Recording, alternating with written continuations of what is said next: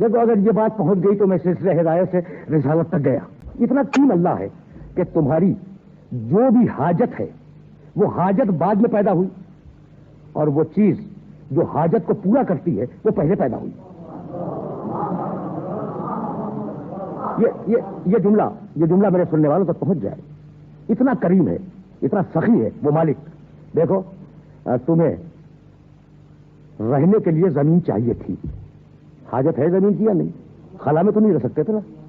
تمہیں رہنے کے لیے زمین کی ضرورت تھی, اس نے زمین پہلے پیدا کی, تمہیں بعد میں پیدا کیا. تم چلے جاؤ گے زمین رہ جائے گی. تمہیں اپنی پیاس کو رفع کرنے کے لیے, پیاس کو بجھانے کے لیے پانی کی ضرورت تھی, اس نے پانی کو پہلے پیدا کیا, انسان کو بعد میں پیدا کیا. انسان چلا جائے گا, پانی رہ جائے گا. کتنا کریم ہے, کتنا کریم ہے کہ جن چیزوں کی تمہیں حاجتیں ہو رہی ہیں وہ چیزیں پہلے پیدا ہوئی, تم بعد میں آئے. تم چلے جاؤ گے چیز رہ جائے گی. سانس لینے کے لیے ہوا کی ضرورت تھی, ہوا پہلے پیدا ہوئی. سانس لینے والا جانور بعد میں پیدا ہوا. سانس لینے والا چلا جائے گا, ہوا رہ جائے گی.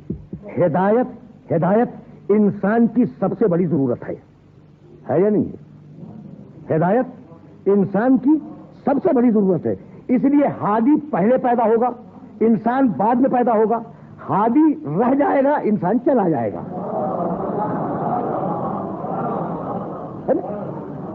بات تو واضح ہوئی نا. ہادی پہلے پیدا ہوگا, انسان بعد میں پیدا ہوگا. انسان چلا جائے گا, ہادی رہ جائے گا. یہ ہے میرے نبی کی حیات مسلسل کی دلیل.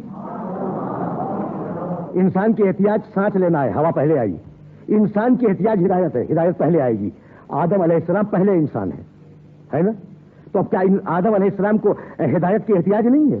تو آدم علیہ السلام سے پہلے ہادی کا ہونا ضروری ہے.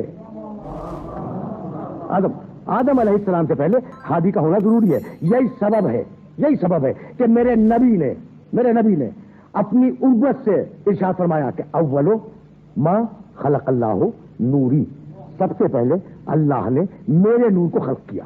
تو اب سلسلہ ہدایت کا آغاز ہوا. عجیب مرحلہ ہے. محمد رسول اللہ اول مخلوق اور محمد رسول اللہ آخر مبعوث. عجیب ہی بات ہے. یہ میرا نبی ہے کون؟ اول مخلوق, خلقت میں اول ہے اور آخر مبعوث, بعثت میں آخر ہے. اس سے پہلے کوئی مخلوق نہیں ہے, اس کے بعد کوئی نبی نہیں ہے. بہت سیدھی بات ہے. اب یہ سوچنے کی بات ہے اور میں سمجھتا ہوں کہ میرے محترم سننے والے اسے اپنے ذہن و دل و دماغ میں محفوظ رکھ لیں گے کہ بھائی بنایا پہلے, بھیجا سب کے اخیر میں. جب بنایا تو بھیج دیتا, یا جب بھیجنا تھا اس وقت بناتا. یہ مصلحت کیا ہے کہ بنے پہلے آئے آخر میں؟ کوئی نہ کوئی مصلحت ہوگی نا. اب سننا, دیکھو دنیا کی فطرت اور دنیا کا مزاج وہ میں تمہارے سامنے رکھنا چاہ رہا ہوں. مثلا رہنے کے لیے مکان کی ضرورت ہے. میں سننا, یہ مثال اگر واضح ہو گئی تو میرے رسول کا اول مخلوق اور آخر مبعوث ہونا واضح ہو جائے گا. رہنے کے لیے ایک مکان کی ضرورت ہے. کس لیے ضرورت ہے مکان کی؟ رہنے کے لیے. یہ ذہن میں رکھنا. اب جس دن یہ احساس ہوا کہ رہنے کے لیے ایک مکان کی ضرورت ہے, اسی دن سے ایک پلاٹ کی تلاش ہوئی, ایک خطے زمین کی تلاش ہوئی, ہے نا. کرنا کیا ہے؟ رہنا ہے.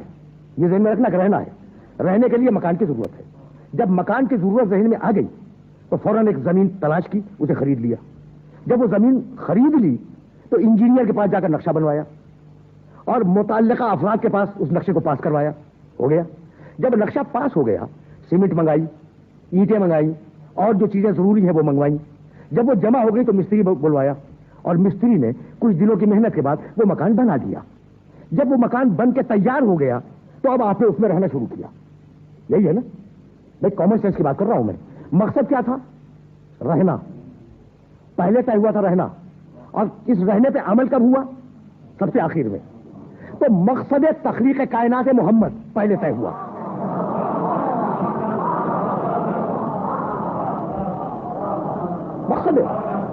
مقصد کائنات, مقصد تخلیق کائنات محمد رسول اللہ ہے. اس لیے وجود پہلے, ظہور سب سے آخر میں. بات تو واضح ہوئی نا.